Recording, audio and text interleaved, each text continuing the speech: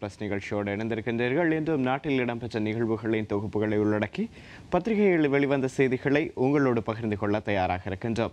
இன்றைய நாளும் இனிமையான நாளாகவும் உற்சாகமான நாளாகவும் அமைய வாழ்த்தி பிரார்த்தித்து இந்த நிகழ்ச்சியினை ஆரம்பிக்கின்றோம். இன்றும் சிங்கள மொழி மூலம் வெளிவந்த பத்திரிகைகளை தொகுத்து வழங்குவதற்காகவும் செய்திகளின் விரிவான கண்ணோட்டத்தை வழங்குவதற்காகவும் என்னுடன் இணைந்திருக்கின்றார் சிரேஷ்ட ஊடகவியலாளர் திரு நௌஷாத் மொய்தீன் அவர்கள். வணக்கம் சிரேஷ்ட ஊடகவியலாளர். அந்த வகையில் இன்றும் செய்திகளின் விரிவான செய்திகளையும் பார்க்கலாம். இனி வீரகேசரி பத்திரிகையின் பிரதான தலைப்புச் செய்தியை பார்ப்போமானால், அரசாங்கத்தில் சுதந்திர கட்சி இணையாது, ஐக்கிய தேசிய கட்சியுடன் ஒன்று சேர்ந்தால் சுதந்திர கட்சி அழிந்துவிடும் என்கிறார் தயாஸ்ரீ ஜெயசேகர என்கின்ற செய்தி வீரகேசரி பத்திரிகையின் பிரதான தலைப்புச் செய்தியாக இடம்பெற்றிருக்கின்றது. ஐக்கிய தேசிய முன்னணி அரசாங்கத்தில் ஸ்ரீலங்கா சுதந்திர கட்சி தற்போதைய சூழலில் இணையவே கூடாது. அவ்வாறு இணைந்தால் சுதந்திர கட்சி இல்லாமலேயே போய்விடும். கடந்த காலம் முழுவதும் தேசிய அரசாங்கத்திலிருந்து சுதந்திர கட்சி எப்போதும் விலகும் என்பதே பொதுமக்களின் கேள்வியாக இருந்தது என்று அக்கட்சியின் பாராளுமன்ற உறுப்பினர் தயாஸ்ரீ ஜெயசேகர தெரிவித்தார். மறுபுறம் ஸ்ரீலங்கா பொதுஜன பெரமுனவிலும் சுதந்திர கட்சி இணையாது, இரண்டு தரப்பினரும் இணைந்து பொது சின்னத்திலேயே போட்டியிட வேண்டும் என்று தயாஸ்ரீ ஜெயசேகர குறிப்பிட்டார் என்கின்ற செய்தி வீரகேசரி பத்திரிகையின் பிரதான தலைப்புச் செய்தியாக இடம்பெற்றிருக்கின்றது.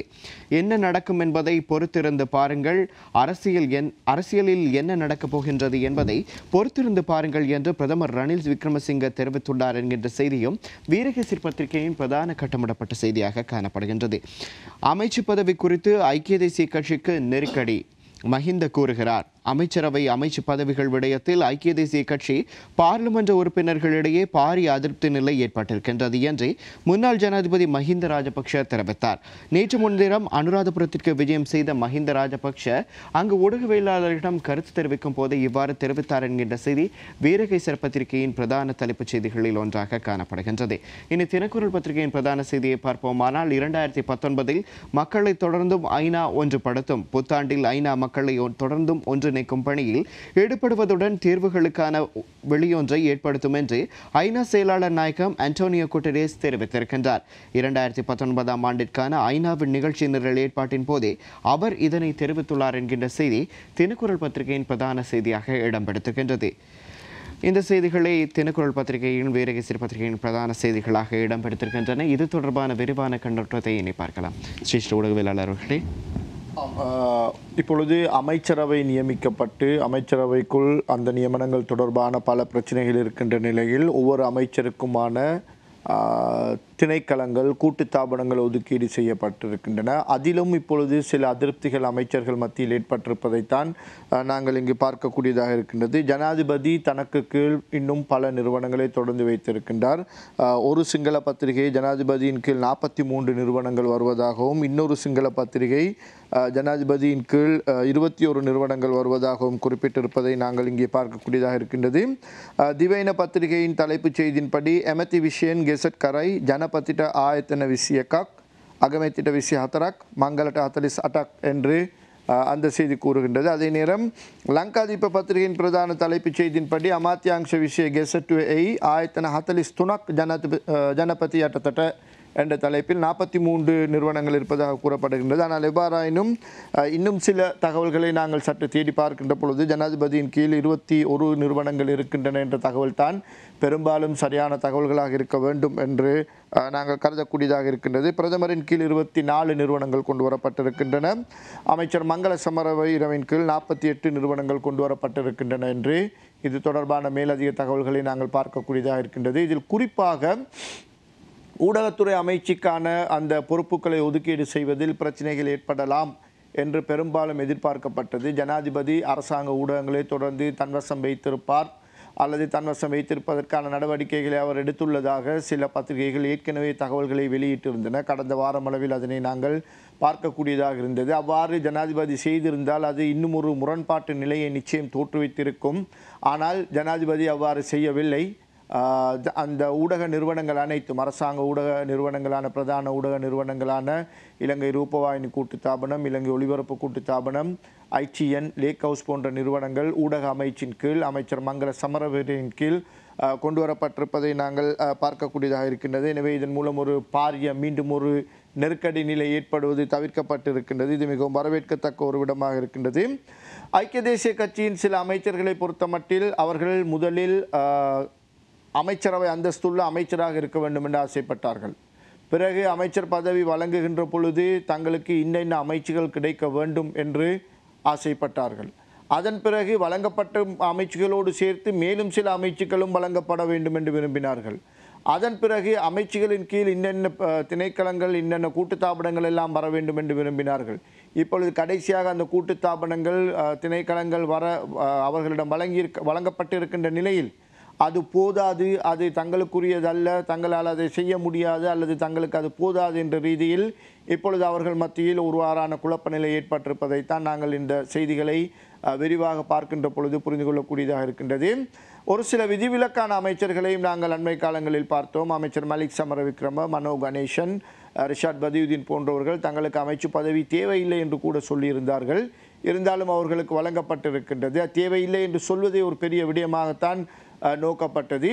இப்போது இந்த அமைச்சு பதவிகள் வழங்கியுள்ள நிலையிலும் கூட சில அமைச்சர்கள் தங்களுக்கு அது போதாது, இது போதாது, பிரதம மந்திரி தனக்கு வழங்கிய வாக்குறுதியை நிறைவேற்றவில்லை, தனக்கு அமைச்சரவை அந்தஸ்துள்ள அமைச்சர் பதவி தருவதாக கூறினார், தன்னுடைய இன்னொரு பிரிவுக்கு பிரதி அமைச்சர் பதவி தருவதாக கூறினார், ஆனால் அந்த வாக்குறுதிகளை எல்லாம் மீறி இருக்கின்றார் என்று இப்பொழுது ஐக்கிய தேசிய கட்சிக்குள்ளேயே சில கொந்தளிப்பான நிலைமைகள் ஏற்பட்டிருப்பதைத்தான் நாங்கள் இங்கே பார்க்கக்கூடியதாக இருக்கின்றது. இந்த அமைச்சர்கள் மத்தியில் ஏற்பட்டிருக்கின்ற அதிருப்திக்கு காரணம் என்னவென்பதுதான் புரியவில்லை. அவர்கள் உண்மையிலேயே மக்களுக்கு சேவை செய்வதற்காக தங்களுக்கு நிறைய திணைக்களங்கள் தங்களின் கீழ் இருக்க வேண்டும், நிறைய கூட்டுத்தாபனங்கள் தங்களின் கீழ் இருக்க வேண்டும் என்று விரும்புகின்றார்களா, அல்லது வேறு தேவைகளுக்காக தங்களிடம் அதிக அளவு அந்தஸ்தும் அதிக அளவு கட்டுப்பாடும் கொண்ட நிறுவனங்கள் இருக்க வேண்டும் என்று விரும்புகின்றார்களா என்பதுதான் எங்களால் புரிந்து கொள்ள முடியதாக இருக்கின்றது. இந்த ஐக்கிய தேசிய கட்சிக்குள் ஏற்பட்டிருக்கின்ற இந்த அமைச்சரவை நியமனம், பொறுப்புகள் ஒதுக்கீடு என்பனவற்றின் பின்னால் ஏற்பட்டிருக்கின்ற ஒரு குழப்ப நிலைக்கு மத்தியில் ஐக்கிய தேசிய கட்சிக்குள் இப்பொழுது குழப்பத்தை ஏற்படுத்தி இருக்கின்றது. அவர்கள் தனி அரசாங்கமாக இப்பொழுது செயற்பட்டிருக்கின்றார்கள். இந்த நிலையில் தான் அவர்கள் தங்களுடைய அடுத்த கட்ட முயற்சியாக புதிய அமைப்பொன்றை தொடங்குவதற்கான டெமோக்ராட்டிக் நேஷனல் ஃப்ரண்ட் அல்லது டிஎன்எஃப், ஜனநாயக தேசிய முன்னணி என்ற பெயரில் ஒரு புதிய அமைப்பை தொடங்குவதற்கான முயற்சிகளையும் மேற்கொண்டு தீவிரமாக அதில் நடவடிக்கைகள் எடுக்கப்பட்டு வருகின்றன என்பதை நாங்கள் பார்க்கக்கூடியதாக இருக்கின்றது. இன்றைய டெய்லி மிரர் பத்திரிகை பிரதான தலைப்புச் செய்தியாக அதனை தந்திருப்பதை நாங்கள் பார்க்கக்கூடியதாக இருக்கின்றது. Collegial leadership for new UNP-led front. 10 members is proposed for the new political front. New alliance called Democratic National Front has already been drafted என்ற தலைப்பில் இந்த செய்தி தரப்பட்டிருக்கின்றது. அதாவது ஐக்கிய தேசிய கட்சியின் தலைவர், உங்களுக்கு தெரியும், இந்த பிரச்சனைகள் முடிவடைந்து அது தொடர்பான வெற்றி கூட்டம் இடம்பெற்ற பொழுது முதல் தடவையாக இந்த யோசனையை முன்வைத்திருந்தார். தன்னுடைய கட்சி தலைமையில் ஒரு புதிய கூட்டணி உருவாக்கப்படும் என்று. அதற்கான அங்கீகாரத்தை இப்பொழுது ஐக்கிய தேசிய கட்சி வழங்கி இருக்கின்றது. எனவே ஐக்கிய தேசிய கட்சி அந்த அங்கீகாரத்தை வழங்கி இருக்கின்ற நிலையில் ஏற்கனவே அவர்களுடன் இருக்கின்ற ஸ்ரீலங்கா முஸ்லிம் காங்கிரஸ், சிங்கள உரிமைய, அகில இலங்கை மக்கள் காங்கிரஸ் மற்றும் மனோ கணேசனின் தமிழ் முற்போக்கு முன்னணி போன்ற இந்த பிரிவுகளை உள்ளடக்கி இன்னும் அதனோடு அவர்களோடு தொடர்ந்து ஒரே கொள்கையின் கீழ் வேலை செய்யக்கூடிய அமைப்புகள் மற்றும் அரசியல் கட்சிகளை இணைத்து கொண்டு ஒரு புதிய கூட்டணியாக, பலம் பொருந்திய ஒரு கூட்டணியாக அடுத்த தேர்தலை எதிர்கொள்வது தான் அவர்களுடைய பிரதான இலக்காக இருக்கின்றது. இந்த பிறக்கப் போகின்ற ஆண்டு, நாளை பிறக்கப் போகின்ற இந்த 2019ஆம் ஆண்டு ஏற்கனவே உங்களுக்கு விரிவாக சொல்லியிருந்தோம். சுமார் 3 தேர்தல்களை இந்த நாடு சந்திக்கக்கூடிய ஒரு நாடாக இருக்கும். முதலாவதாக மாகாண சபை தேர்தல்களை எதிர்பார்க்கலாம். அதனைத் தொடர்ந்து ஜனாதிபதி தேர்தல் கட்டாயம் எதிர்பார்க்கப்படுகின்றது. அதனைத் தொடர்ந்து பெரும்பாலும் பாராளுமன்ற தேர்தல் ஒன்றும் நடைபெறலாம் என்பதற்கான வாய்ப்புகள் இருக்கின்றன. பெரும்பாலும் அக்டோபர் மாதம் முதல் பகுதியில் 9ஆம் தேதி அல்லது 10ஆம் தேதி அளவில் ஜனாதிபதி தேர்தல் ஒன்றுக்கான பிரகடனம் வெளியிடப்படலாம் என்று எதிர்பார்க்கப்படுகின்றது.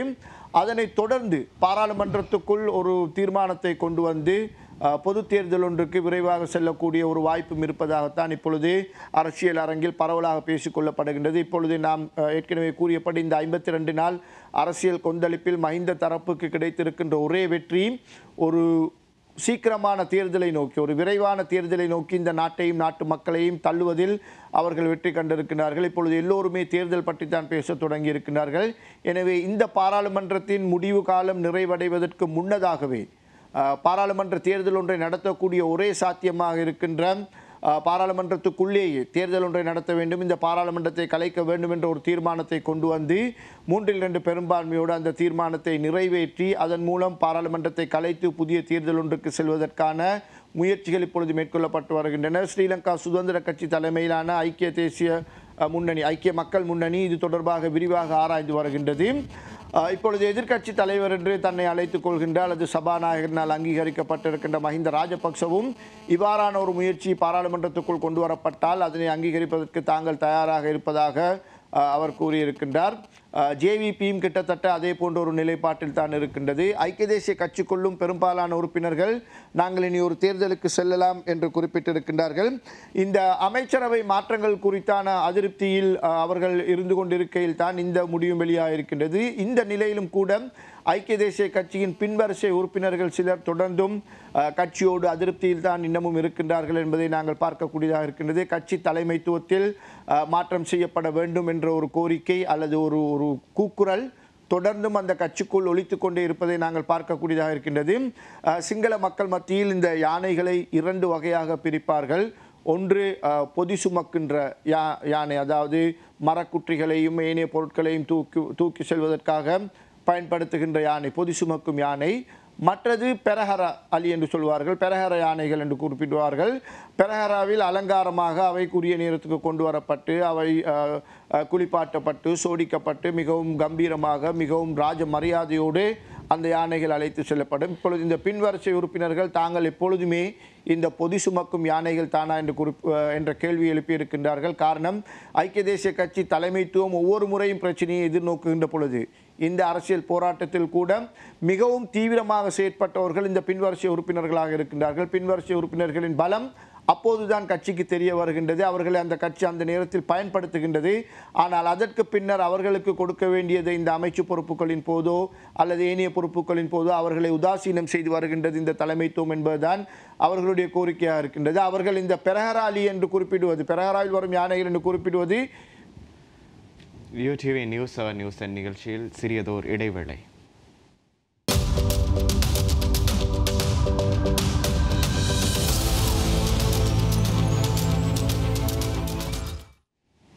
UDV news hour news and news plus நிகழ்ச்சி தொடர்கின்றது. நாம் தொடர்ந்து உரையாற்றிக் கொண்டிருந்தோம் ஸ்ரீஷோடு வேளாளர்களே. இந்த பொதி சுமக்கும் யானைகளாக தங்களை வர்ணித்துக் கொள்ளுகின்ற ஐக்கிய தேசிய கட்சியின் பின்வரிசை உறுப்பினர்கள் அரசியல் ரீதியாக மிகவும் பாதிப்படைந்தவர்களாக இருக்கின்றார்கள்.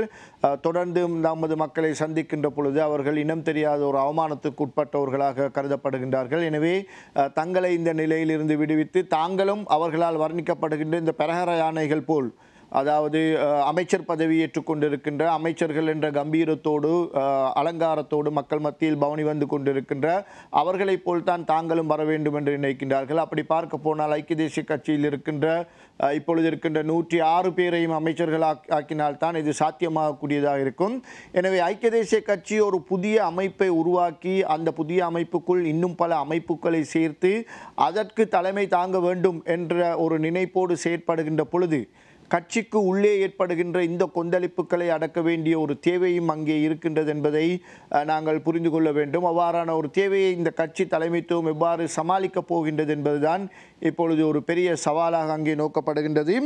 இந்த புதிய அமைப்பு என்பது ஒரு ஐக்கிய தேசிய கட்சியின் ஒரு தலைவர் தான் அதற்கும் தலைவராக இருக்க போகின்றார். ஆனால் அவரோடு சேர்த்து 10 பேர் கொண்ட ஒரு சபைதான் இந்த சபைக்கு தலைமை தாகும். அந்த சபைக்கு தலைவராக இருப்பவர் ஐக்கிய தேசிய கட்சியின் தலைவராக இருப்பார் என்றுதான் இப்பொழுது ஆரம்ப கட்டத்தில் அங்கே ஒரு வகையான இணக்கம் காணப்பட்டிருக்கின்றது. அவ்வாறு மையப்படுத்தப்பட்டதாகத்தான் இந்த புதிய அமைப்புக்கான யாப்பு கான்ஸ்டிடியூஷனும் வரையப்பட்டிருப்பதாக சில தகவல்களில் நாங்கள் அறிந்து கொள்ளக்கூடியதாக இருக்கின்றது. எனவே இந்த புதிய அமைப்புக்கும் ஐக்கிய தேசிய கட்சி தான் தலைமை தாங்க போகின்றது அல்லது ஐக்கிய தேசிய கட்சியின் தலைவர் தான் தலைமை தாங்க போகின்றார். ஆனால் அங்கே எடுக்கப்படுகின்ற முடிவுகள் தலைவருடைய தனிப்பட்ட முடிவுகளாக அமையாது. இந்த சபை கூடி இந்த சபை தான் அது தொடர்பான முடிவுகளை எடுக்கும் என்று தெரிவிக்கப்பட்டிருப்பதையும் நாங்கள் இங்கே பார்க்கக்கூடியதாக இருக்கின்றது. எனவே இதற்கான முன்னேற்பாடுகள் இப்பொழுது தீவிரமாக மேற்கொள்ளப்பட்டு வருகின்ற நிலையில் அடுத்த ஆண்டு நாம் குறிப்பிட்டது போல் தேர்தல் ஆண்டாகத்தான் இலங்கையில் மலரப்போகின்றது. எனவே இந்த தேர்தல் ஆண்டில் ஐக்கிய தேசிய கட்சி ஒருபுறம் இவ்வாறான முயற்சிகளை மேற்கொண்டிருக்கையில் ஜனாதிபதி தலைமையிலான ஸ்ரீலங்கா சுதந்திர கட்சி மஹிந்த ராஜபக்ச வளர்த்தெடுத்திருக்கின்ற பொது பெரமுன என்ற அந்த மலர்மொட்டு கட்சி இவையும் கூட இந்த தேர்தலை சந்திப்பதற்கான முன்னேற்பாடுகளில் இப்பொழுது தீவிரமாக இறங்கியிருப்பதைத்தான் நாங்கள் பார்க்கக்கூடியதாக இருக்கின்றது. இந்த இரு தரப்பும் ஒன்று சேர்ந்து அடுத்த தேர்தலை சந்திக்குமா இல்லையா என்பது இப்பொழுது இங்கே ஏற்படுத்தப்பட்டிருக்கின்ற ஒரு பிரதான கேள்வியாக இருக்கின்றது. ஆனால் அதற்கு ஜனாதிபதி தரப்பிலிருந்து ஜனாதிபதியை இப்போது ஆதரித்து கொண்டிருக்கின்ற பல எம்பிமார், பாராளுமன்ற உறுப்பினர்கள் பலர் அதற்கு கடுமையான எதிர்ப்பு தெரிவித்திருக்கின்றார்கள்.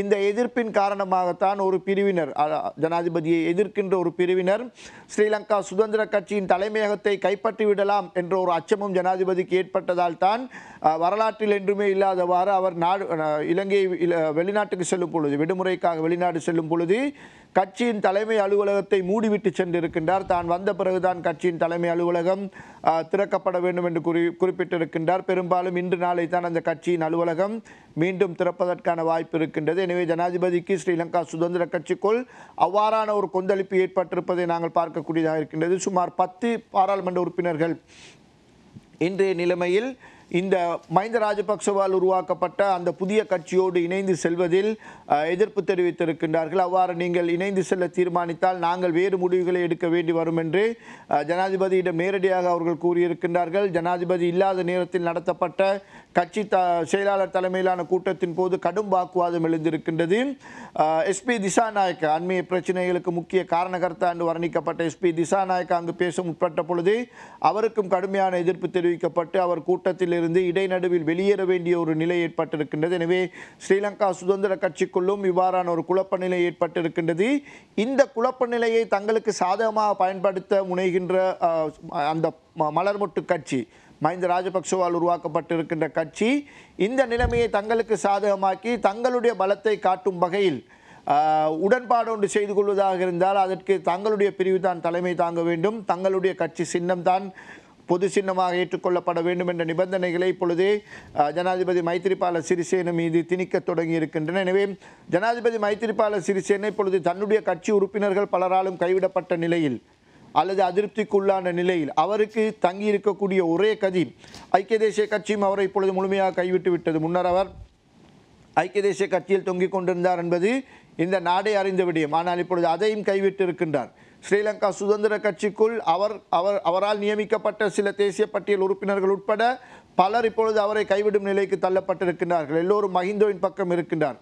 எனவே அவருக்கு இருக்கின்ற ஒரே கயிறு, இப்பொழுது பற்றி பிடித்துக் கொள்வதற்கான ஒரே கயிறு மஹிந்த ராஜபக்ச என்ற அந்த கயிறு தான். அதை தான் அவர் இப்பொழுது பலமாக பிடித்து கொண்டிருக்கின்றார், அதில் தான் தொங்கிக் கொண்டிருக்கின்றார் என்பதுதான் அரசியல் அவதானிகளுடைய கருத்தாக நாங்கள் பார்க்கக்கூடியதாக இருக்கின்றது. எனவே இந்த கொந்தளிப்பு நிலைக்கு மத்தியில் அடுத்த ஜனாதிபதி தேர்தல் ஒன்று பிரகடனம் செய்யப்பட்டால் ஸ்ரீலங்கா சுதந்திர கட்சியின் வேட்பாளராக நிறுத்தப்பட போவது யார், ஐக்கிய தேசிய கட்சியின் வேட்பாளராக நிறுத்தப்பட போவது யார் என்ற கேள்விகள் இங்கே பிரதானமாக அரசியல் அரங்கில் இப்பொழுதே பேசப்பட்டு வருகின்றன. இதற்கான பதில்கள் இன்னமும் இருதரப்பிலிருந்தும் கிடைக்காத நிலையில் தான் இந்த பிறக்கின்ற ஆண்டு அரசியல் கொந்தளிப்பு மிக்க ஒரு ஆண்டாகத்தான் இலங்கையில் இருக்கப் போகின்றது என்பதை நாங்கள் தெளிவாக புரிந்து கொள்ளக்கூடியதாக இருக்கின்றது.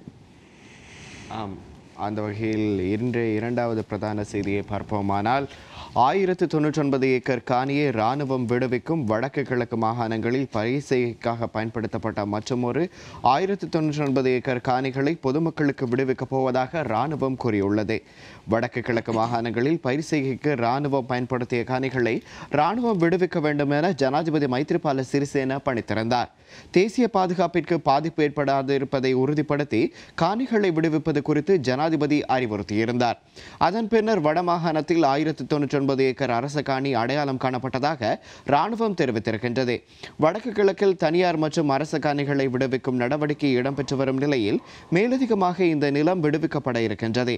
அதைத் தொடர்ந்து கிளிநொச்சி மாவட்டத்திலும் பூநகரி பிரதேச செயலாளர் பிரிவில் வன பரிமாறு திணைக்களத்திற்கு சொந்தமான 479 ஏக்கர் காணியும் விடுவிக்கப்பட உள்ளது. முல்லைத்தீவில் புதுக்குடியிருப்பு பிரதேச பிரிவில் வனப்பராமரிப்பு திணைக்களத்திற்கு சொந்தமான 120 ஏக்கர் காணியும், மன்னார் மாவட்டத்தில் மாந்தை மேற்கு பிரதேச செயலக பிரிவிற்குட்பட்ட வனப்பராமரிப்பு திணைக்களத்திற்கு சொந்தமான 500 ஏக்கர் காணியும் விடுவிக்கப்பட இருக்கின்றது. 2019 ஜனவரியில் வடமாகாண ஆளுநரின் தலைமையில் கிளிநொச்சி, முல்லைத்தீவு, மன்னார் மாவட்ட செயலகங்களில் சுருக்கமான நிகழ்வொன்று இடம்பெற்று அங்கு வைத்து அந்த காணிகளுக்கான ஆவணங்கள் உத்தியோகபூர்வமாக வழங்கப்படும் என இராணுவம் தெரிவித்துள்ளதாக தினக்குரல் பத்திரிகையிலே செய்தி வெளிவந்திருக்கிறது. இடம்பெற்றிருக்கின்றது. அதனுடன் தொடர்புபட்ட செய்தியாக வடக்கு கிழக்கு இப்போதும் இராணுவம் வசம் 17,769 ஏக்கர் என்கின்ற செய்தியும் தினக்குரல் பத்திரிகையிலே இடம் பிடித்திருக்கின்றது. வடக்கு கிழக்கு மாகாணங்களில் உள்ள காணிகளை டிசம்பர் 31க்கு முன்னர், அதாவது இன்றைய தினம் உரிமையாளர்களுக்கு விடுவிக்க சம்பந்தப்பட்ட அதிகாரிகளுக்கு ஜனாதிபதி மைத்ரிபால சிறிசேன பணிப்புரைகளை விடுத்திருக்கின்ற போதிலும் இராணுவ வசம் இப்போதும் 17,769 ஏக்கர் காணிகள் இருக்கின்றன என்கின்ற செய்தி தினக்குரல் பத்திரிகையிலே வெளிவந்திருக்கின்றது. நாம் இணைய செய்திகளை பார்ப்போமானால்,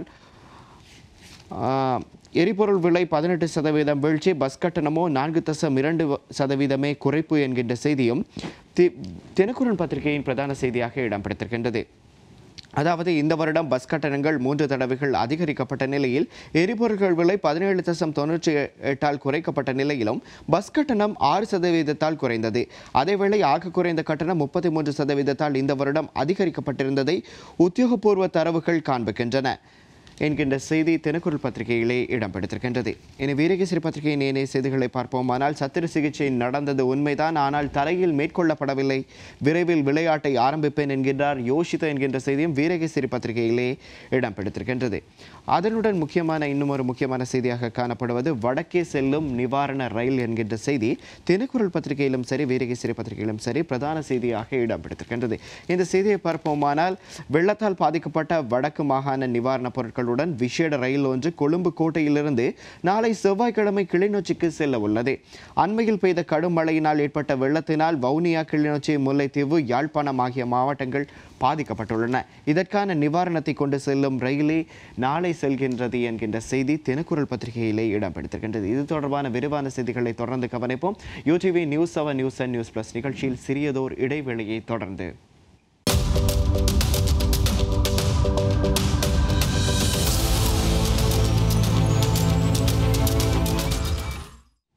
UDV news 7 news and news plus நிகழ்ச்சி தொடர்கின்றது. நாம் தொடர்ந்து பார்த்து கொண்டிருந்தோம். தெற்கில் இருந்து வடக்குக்கு மனிதநேய ரயில் கொழும்பு கோட்டையிலிருந்து நாளை காலை புறப்படும். தரித்து நிற்கும் ரயில் நிலையங்களில் உதவிகளை ஒப்படைக்க வேண்டுகோள் என்கின்ற செய்தி தினகரன் பத்திரிகையின் பிரதான செய்தியாகவும் இடம்பெற்றிருக்கின்றது. அதாவது வெள்ளத்தினால் பாதிக்கப்பட்ட மக்களுக்கு தேவையான நிவாரணப் பொருட்களை ஏற்றிக்கொண்டு மாத்தறையிலிருந்து கிளிநொச்சிக்கு ரயில் ஒன்று நாளை புறப்பட்டு செல்ல உள்ளது என்கின்ற செய்தியை தினகரன் பத்திரிகையில் இடம்பெற்றிருக்கின்றது. இது தொடர்பான விரிவான கண்ணோட்டத்தினை இனி பார்க்கலாம். அவர்களே, நாங்கள் அந்த பிரதான தலைப்புக்கு செல்வதற்கு முன்னால் இன்றைய ஆங்கில சிங்கள பத்திரிகையில் வெளியாக இருக்கின்ற இன்னும் சில முக்கியமான தகவல்களை உங்களோடு பகிர்ந்து கொள்ளலாம் என்று நினைக்கின்றோம். டெய்லி மிரர் பத்திரிகையின் பிரதான செய்திகளுள் ஒன்றாக cold and dry weather to prevail met department என்ற தலைப்பில் இங்கு தரப்பட்டிருக்கின்றது. நாடு முழுவதும் குளிரான மற்றும் வறட்சியான காலநிலை நிலவும் என்று குறிப்பிடப்பட்டிருக்கின்றது. குறிப்பாக இரவு நேரங்களிலும் காலை வேளையிலும் குளிரான காலநிலை காணப்படும் என்று தெரிவிக்கப்பட்டிருக்கின்றது. இருந்தாலும் கூட சில இடங்கள், அதாவது கிழக்கு மாகாணத்திலும் பதுளை மற்றும் மாத்தளை மாவட்டங்களிலும் ஓரளவுக்கு அவ்வப்போது மழை பெய்யக்கூடும் என்று அறிவிக்கப்பட்டிருக்கின்றது. மத்திய மாகாணம், வடமேல் மாகாணம், வடமாகாணம் மற்றும் ஊவா மாகாணங்களிலும் அம்பாந்தோட்டை மாவட்டத்திலும் சுமார் 40 கிலோமீட்டர் வேகத்தில் காற்று வீசக்கூடும் என்று தெரிவிக்கப்பட்டிருக்கின்றது. இது தவிர சப்ரகமுவ மற்றும் மேற்கு மாகாணங்களில் பல இடங்களில் பனி காணப்படலாம் என்றும் இந்த செய்தியில் குறிப்பிடப்பட்டிருப்பதை நாங்கள் பார்க்கக்கூடியதாக இருக்கின்றது. இன்னும் ஒரு முக்கியமான தகவல் வார இறுதியில் இடம்பெற்ற ஒரு விடயம்.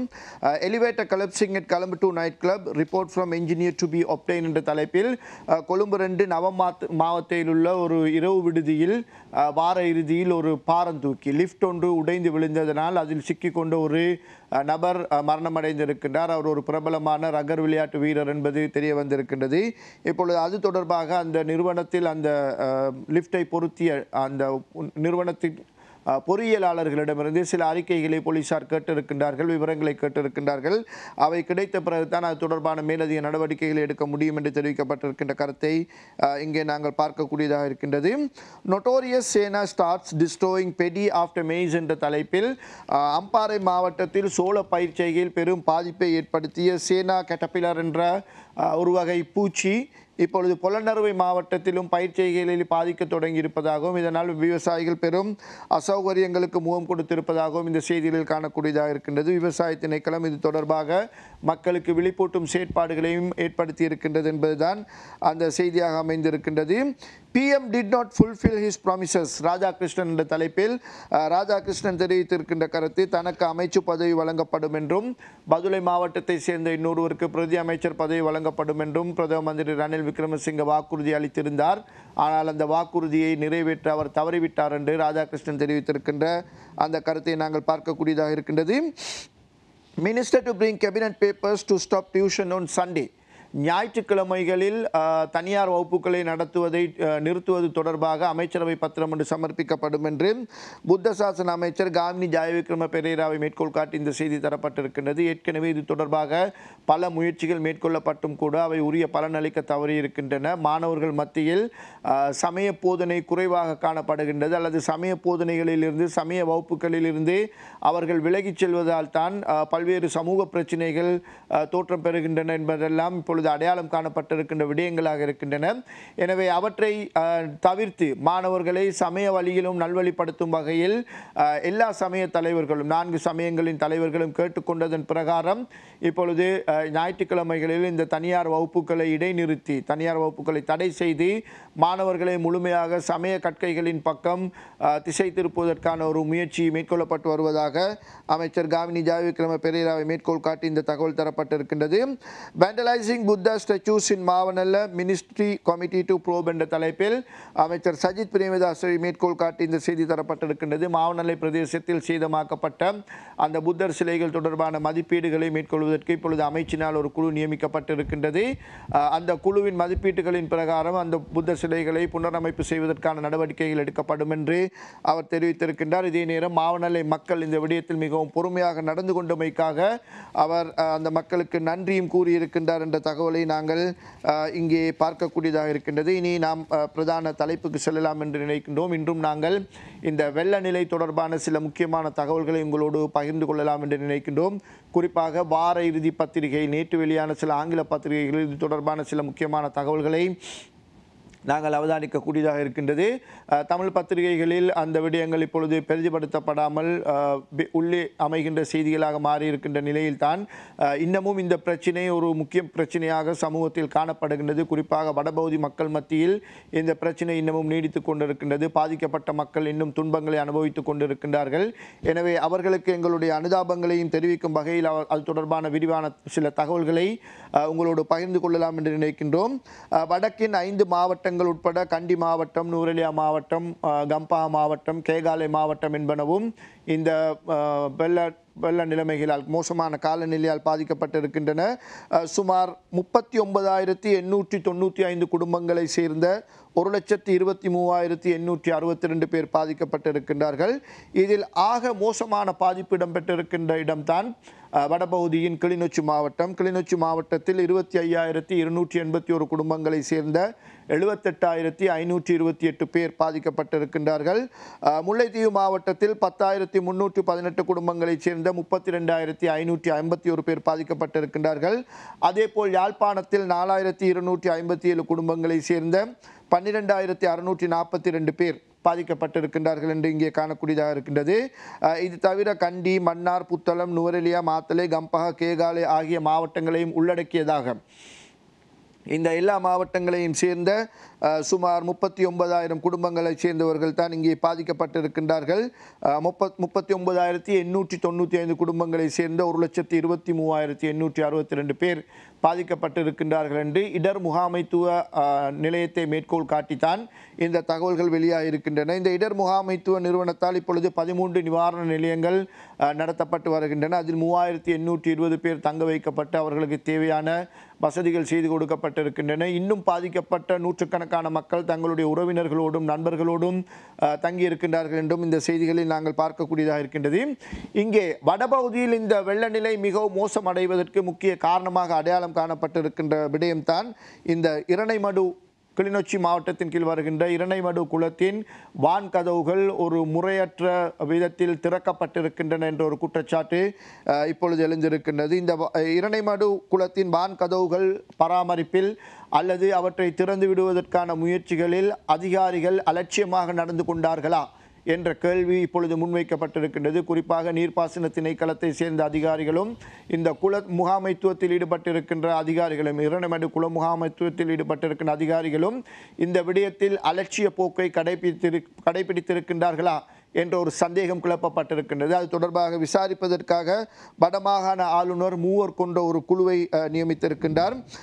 யாழ்ப்பாண பல்கலைக்கழகத்தின் பொறியியல் பீடத்தை சேர்ந்த பேராசிரியர் SS சிவகுமார் மற்றும் வடபகுதி பொறியியல் சேவை பிரதம செயலாளர் சண்முகநாதன், பொறியியலாளர் சண்முகநாதன் மற்றும் மாகாண விவசாய பணிப்பாளர் சிவகுமார் ஆகியோர் கொண்ட இந்த குழு தான் இப்பொழுது நியமிக்கப்பட்டிருக்கின்றது. இவர்கள் இது தொடர்பான விடயங்களை கண்டறியவிருக்கின்றார்கள். இது தொடர்பான தகவல்கள் இப்பொழுது திரட்டப்பட்டு கொண்டிருக்கின்றன. இங்கே முக்கியமாக ஒரு விடயம் குறிப்பிடப்பட்டிருக்கின்றது.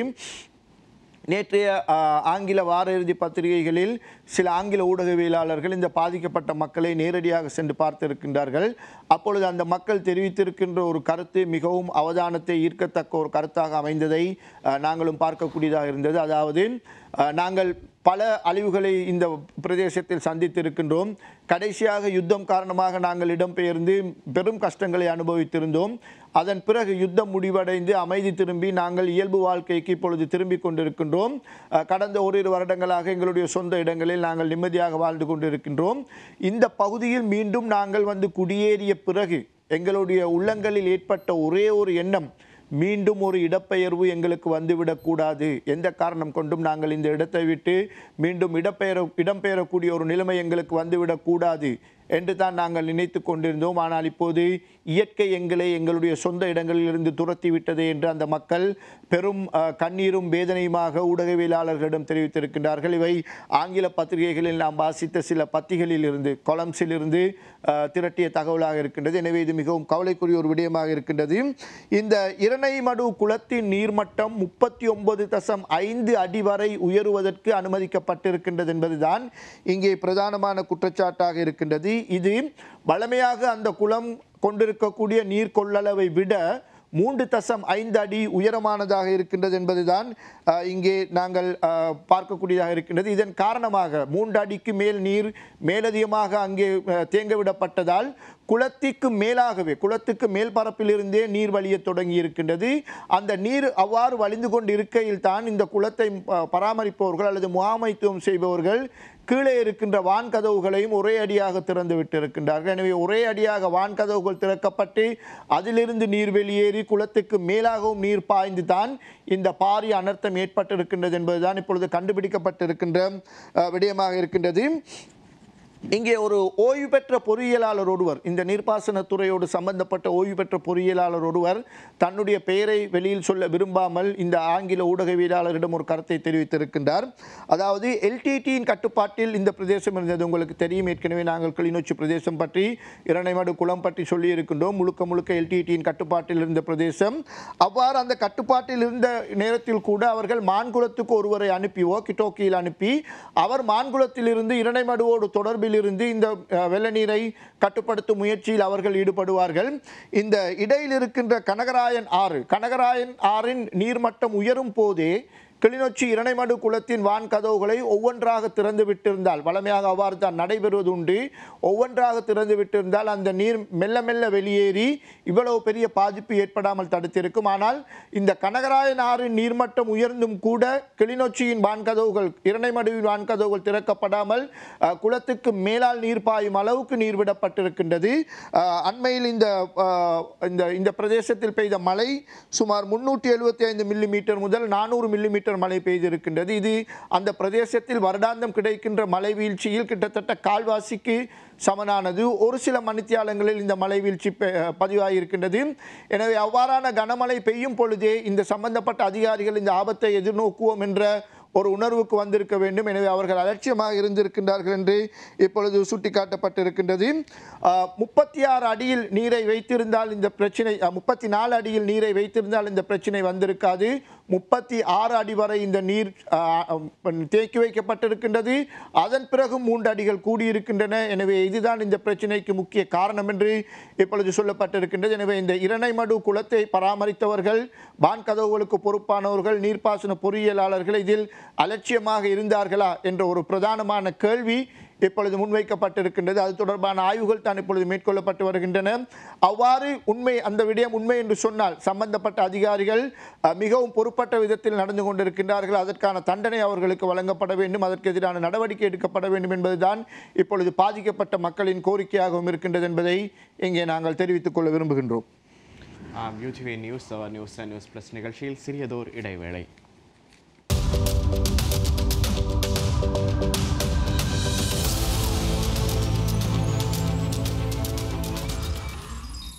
UDV news news news plus நிகழ்ச்சி தொடர்கின்றது. நாம் தொடர்ந்து உரையாற்றிக் கொண்டிருந்தோம் சிரேஷ்ட ஊடகவியலாளரோடு. இந்த இரணைமடு குளத்தின் கொள்ளளவு நீர் கொள்ளளவு 34 அடிகளாகத்தான் ஆரம்பத்தில் இருந்தது. அண்மையில் இந்த குளம் ஆசிய அபிவிருத்தி வங்கியின் நிதியுதவியினால் புனரமைப்பு செய்யப்பட்டது. அவ்வாறு புனரமைப்பு செய்யப்பட்ட பின் இந்த நீர் கொள்ளளவு 36 அடிகளாக அதிகரிக்கப்பட்டது.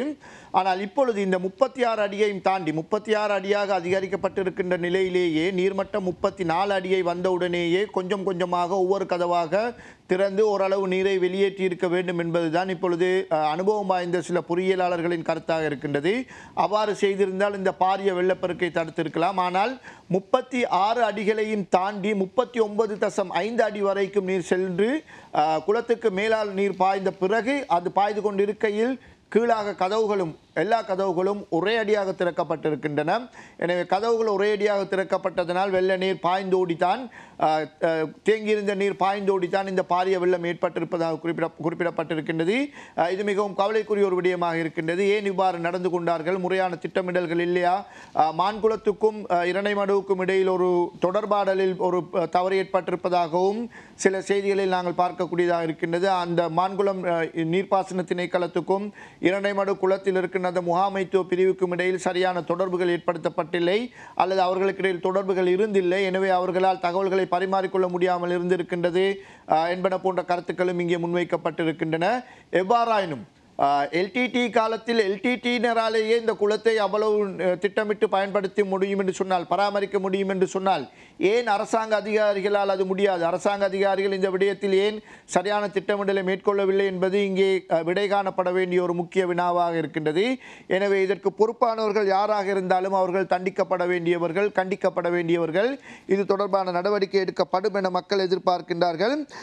இனி உங்களுக்கு தெரியும், இலங்கை மக்களை பொறுத்தமட்டில் மனிதாபிமான உதவிகள் வழங்குவதில் அவர்கள் என்றைக்குமே ஒருவருக்கொருவர் சளைத்தவர்கள் அல்ல. மனிதாபிமான இயற்கை அனர்த்தங்கள் என்று வருகின்ற பொழுது ஒவ்வொரு பகுதிக்கும் இன்னொரு பகுதியிலிருந்து உதவிகள் செல்வது எப்பொழுதுமே இந்த நாட்டின் ஒரு அழகான ஒரு விடயமாக நாங்கள் the most beautiful thing of this country என்று அதனை குறிப்பிடுவார்கள். அவ்வாறான ஒரு அழகான விடயமாகத்தான் நாங்கள் அதனை பார்த்து கொண்டிருக்கின்றோம். 2017 ஆண்டு கால பகுதியில் தென் பகுதியில் பாரிய வெள்ள அனர்த்தம் ஏற்பட்ட பொழுது உங்களுக்கு தெரியும், வடபகுதி மக்கள் தங்களுடைய கஷ்டமான வாழ்க்கைக்கு மத்தியிலும் கூட, தங்களுடைய இடர்மிக்க வாழ்க்கைக்கு மத்தியிலும் கூட 25 லட்சம் ரூபாவுக்கு மேற்பட்ட பொருட்கள் தொகையை சேகரித்து அரசாங்க அதிபரூடாக தென்பகுதியில் சம்பந்தப்பட்ட பகுதிகளுக்கு அவர்கள் அனுப்பி வைத்திருந்தார்கள். இப்பொழுது தென்பகுதியில் உள்ள மக்களுக்கு, அந்த மக்களுக்கு உதவி செய்யக்கூடிய ஒரு வாய்ப்பு கிடைத்திருக்கின்றது. அதற்கான விசேட ரயில் சேவையும் இங்கே ஏற்பாடு செய்யப்பட்டிருக்கின்றது. மாத்தறையிலிருந்து விசேடமாக பொருட்களை ஏற்றிக்கொண்டு ஒரு ரயில் இன்று கொழும்பு வருகின்றது. கொழும்புக்கு வந்து கொழும்பில் அந்த பொருட்கள் வேறொரு ரயிலுக்கு, விசேடமான ஒரு ரயிலுக்கு மாற்றப்பட்டு உரிய பதாதைகளோடு அந்த ரயில் நாளை காலை கொழும்பிலிருந்து புறப்பட்டு கிளிநொச்சியை சென்றடைவதற்கான ஏற்பாடுகள் செய்யப்பட்டிருக்கின்றன. இந்த ரயில் செல்லும் வழிகளில் பல இடங்களில் நிறுத்தப்படவிருக்கின்றது. வலிமையாக நிறுத்தப்படும் வடபகுதிக்கான ரயில் சேவையில் நிறுத்தப்படும் எல்லா இடங்களிலும் இந்த ரயில் நிறுத்தப்படும். அந்த எல்லா இடத்திலும் மக்கள் தங்களுடைய பொருட்களை ரயில்வே நிலையங்களுக்கு நேரடியாக கொண்டு வந்தோ அல்லது அங்கு ஒழுங்கமைக்கப்பட்ட ஒரு முறையின் மூலமாகவோ இந்த ரயிலில் அந்த பொருட்களை சேர்ப்பதற்கான வசதிகள் செய்யப்பட்டிருக்கின்றன. அதற்காக அந்த ரயில் குறிப்பிட்ட ஒவ்வொரு ரயில் நிலையத்திலும் குறிப்பிட்ட சில நேரம் தாமதித்திருக்கும் என்றும் அறிவிக்கப்பட்டிருக்கின்றது. ரயில்வே திணைக்கள ஊழியர்கள் ஜனாதிபதி அலுவலகத்தோடு இணைந்து இதற்கான ஏற்பாடுகளை செய்திருக்கின்றார்கள். எனவே இவ்வாறான ஒரு பாரிய நிவாரண உதவி திட்டம் ஒன்று இப்பொழுது முன்னெடுக்கப்பட்டிருக்கின்றது. நிவாரணங்களை ஏற்றிக்கொண்டு ரயில் ஒன்று இங்கிருந்து புறப்பட்டு செல்லவிருக்கின்றது. அதே நேரம் காங்கேசன் துறையிலிருந்து ஏற்கனவே ஒரு ரயிலில் இப்பொழுது பொருட்கள் ஏற்றப்பட்டு கொண்டிருக்கின்றன. அதுவும் நாளை கிளிநொச்சியை சென்றடையவிருக்கின்றது. இந்த பொருட்கள் அனைத்தும் கிளிநொச்சி அரசாங்க அதிபரிடம் கையளிக்கப்பட்டு பாதிக்கப்பட்ட மக்களுக்கு வழங்கப்படவிருக்கின்றன. எனவே மக்கள் தங்களுக்கு ஏற்பட்டிருக்கின்ற இழப்பை நினைத்து கவலைப்பட தேவையில்லை, உங்களுக்கு உதவுவதற்காக இந்த நாட்டின் அதிகமான பகுதிகளை சேர்ந்த மக்கள் தயாராக இருக்கின்றார்கள், உங்களுக்கு உதவுவதற்காக காத்திருக்கின்றார்கள். எனவே மக்களுடைய உதவி நிச்சயம் உங்களை வந்து சேரும் என்ற நம்பிக்கையோடு அவர்கள் காலத்தை கழிக்கலாம் என்பதை நாங்கள் இங்கே தெரிவித்துக் கொள்ள விரும்புகின்றோம். அந்த வகையில் இன்று தினகரன் பத்திரிகையின் இன்னும் ஒரு பிரதான செய்தியாக இடம் பிடித்திருப்பது 1,67,907 மாணவர்கள் பல்கலைக்கழகத்துக்கு தகுதி, 119 பெறுபேறுகள் இடைநிறுத்த மீளாய்வுக்கான இறுதி திகதி ஜனவரி 15 என்கின்ற செய்தி தினகரன் பத்திரிகையிலே இடம் பிடித்திருக்கின்றது. 2018 கல்வி பொதுத்தராதர உயர்தர பரீட்சைக்கு தோற்றியுள்ள 3,21,469 பேரில் 1,67,907 பேர் பல்கலைக்கழக அனுமதிக்கு தகுதி பெற்றுள்ளதாக இலங்கை பரீட்சைகள் திணைக்களம் நேற்று அறிவித்துள்ளது. கல்வி பொதுத்தராதர உயர்தர பரீட்சையின் பெறுபேறுகள் நேற்று முன்தினம் இரவு வெளியிடப்பட்டது. இதன்படி பல்கலைக்கழகத்துக்கு தெரிவாகியுள்ள மாணவர்களின் விவரங்களை பரீட்சைகள் ஆணையாளர் சனத் பூஜித் அறிவித்துள்ளார். இதேவேளை 119 மாணவர்களின் பெறுபேறுகள் வெளியிடப்படாமல் தடுத்து வைக்கப்பட்டுள்ளதாகவும் பரீட்சை திணைக்களம் தெரிவிக்கின்றது. அத்துடன் உள்நாட்டு மற்றும் வெளிநாட்டு கல்வி நடவடிக்கைகளுக்காக பொறுப்பேற்று சான்றிதழ்களை 2019 ஜனவரி மாதம் 1ஆம் திகதிக்கு முன்னர் பெற்றுக்கொள்ள முடியும். கல்வி பொதுத்தராதர உயர்தர பரீட்சை மீளாய்வுக்காக விண்ணப்பிக்கும் இறுதி திகதி 2019ஆம் ஆண்டு ஜனவரி மாதம் 15ஆம் திகதி என்றும் அறிவிக்கப்பட்டுள்ளது. பாடசாலை மாணவர்களுக்கான விண்ணப்ப படிவங்கள் அதிபர்களுக்கு அனுப்பி வைக்கப்படும். தனிப்பட்ட பரீட்சார்த்திகள் பரீட்சை திணைக்களம் பத்திரிகைகளூடாக வெளியிடப்படும் அறிவித்தலின்படி விண்ணப்ப படிவங்கள் தயாரித்து அனுப்ப முடியும். விண்ணப்ப படிவங்கள் இலங்கை பரீட்சைகள் திணைக்களத்தின் உத்தியோகபூர்வ இணையதளத்திலிருந்து தரவிறக்கம் செய்து கொள்ள முடியும். கொழும்பு மாவட்டத்திற்குட்பட்ட பாடசாலைகளுக்கான கல்வி பொதுத்தராதர உயர்தர பெறுபேறுகள் அதிபர்களுக்கு அனுப்பி வைக்கப்படுவதுடன் நாட்டின் ஏனைய பகுதிகளிலும் பாடசாலைகளின் பெறுபேறுகள் தபாலிடப்படும் என்று பரீட்சைகள் திணைக்களம் அறிவித்துள்ளது என்கின்ற செய்தி தினகரன் பத்திரிகையின் பிரதான செய்தியாக இடம் பிடித்திருக்கின்றது. அந்த வகையில் இன்றும் முடியுமான அளவுக்கு செய்திகள் எல்லா தமிழ் பத்திரிகைகளும் சரி, சிங்கள பத்திரிகைகளும் சரி செய்திகளை தொகுத்து வழங்கியிருந்த உங்களுக்காக. இருந்தாலும் நேரம் போதாமையின் காரணமாக இத்துடன் நிகழ்ச்சியை நிறைவுக்கு கொண்டு வரலாம் என நினைக்கின்றோம். அந்த வகையில் இன்றும் சிங்கள மொழி மூலம் வெளிவந்த பத்திரிகைகளை தொகுத்து வழங்கி அது மட்டுமில்லாது செய்திகளின் விரிவான கண்ணோட்டத்தையும் வழங்கிய சிரேஷ்ட ஊடகவியலாளர் திரு நௌஷாத் மொய்தீன் அவர்களுக்கும் நன்றிகளை கூறிக்கொண்டு தயாரிப்பாளர் திரு ரினோசா நௌசாட் அவர்களுக்கும் நன்றிகளை கூறிக்கொண்டு மீண்டும் ஒரு நிகழ்ச்சியில் உங்களை சந்திக்கும் வரை உங்களிடமிருந்து விடைபெறும் நான் விதுஷன் பத்மநாதன். நன்றி.